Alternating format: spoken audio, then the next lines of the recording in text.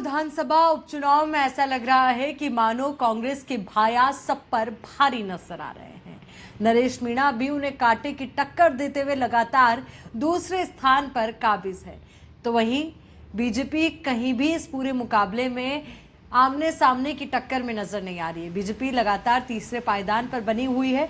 तो अब आपको बता दें कि 10 राउंड की काउंटिंग पूरी हो चुकी है और 10वें राउंड की काउंटिंग के बाद अब जो कांग्रेस के प्रमोद जन भाया हैं वो 7,000 वोटों की लीड से लगातार आगे बढ़त बनाए हुए हैं। उन्हें अब तक 37,158 वोट्स मिल चुके हैं। नरेश मीणा को 29,964 वोट मिले हैं, यानी कि आप मान के चलिए 7,200 से ज्यादा का ये आंकड़ा है पूरा, जिससे वो बढ़त बनाए हुए हैं प्रमोद जन भाया। तो वही बीजेपी के मोरपाल सुमन 26,932 वोटों के साथ तीसरे पायदान पर लगातार काबिज है। 10 राउंड की पूरी काउंटिंग है जो कंप्लीट हो चुकी है और 10वें राउंड के साथ ये बड़े नतीजे, बड़े आंकड़े हमारे सामने। पर ये रुझान है, नतीजे नहीं। अब इंतजार कीजिए क्योंकि टोटल 20 राउंड में काउंटिंग होगी। अभी सिर्फ 10 राउंड की काउंटिंग हुई है और अब तक करीब 97,177 वोटों की गिनती पूरी हो चुकी है। अब तक लगभग मान के चलिए 97,177 वोटों की काउंटिंग जब पूरी हुई है तो अभी इससे भी ज़्यादा वोट जो हैं वो काउंट होने हैं, क्योंकि 10 राउंड के ये परिणाम हैं और 10 राउंड की काउंटिंग के साथ ये बड़ा जो बढ़त यहाँ पे मिली है प्रमोद जन भाया को।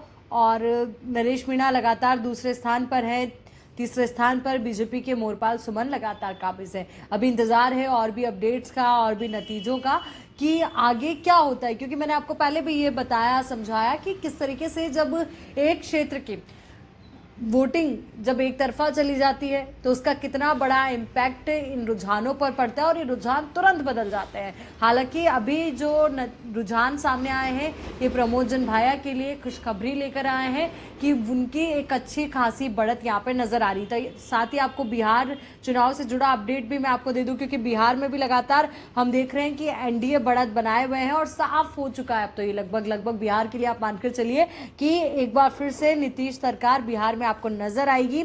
और सबसे बड़ी बात, जो इंडी अलायंस है यानी कि जो महागठबंधन है वो कहीं भी इस पूरे मुकाबले में एक अच्छी पकड़ के साथ नजर नहीं आ रही, क्योंकि मैजिक नंबर जो है वो 122 है। एनडीए के पास पूर्ण बहुमत है 190 सीटों का और महागठबंधन अभी जो आगे चल रही है वो लगभग 49 सीटों पर आगे चल रही है।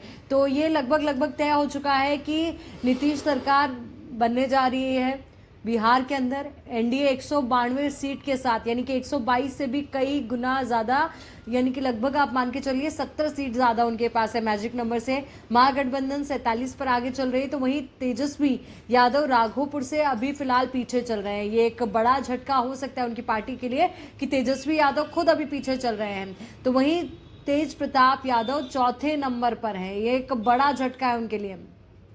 नालंदा की 7 विधानसभा सीटों में से 6 पर एनडीए आगे है। नीतीश सरकार के दोनों मंत्री श्रवण कुमार और सुनील कुमार आगे चल रहे हैं। इस्लामपुर में राजद और जेडीयू के बीच कड़ी टक्कर जो है वो देखने को मिल रही है।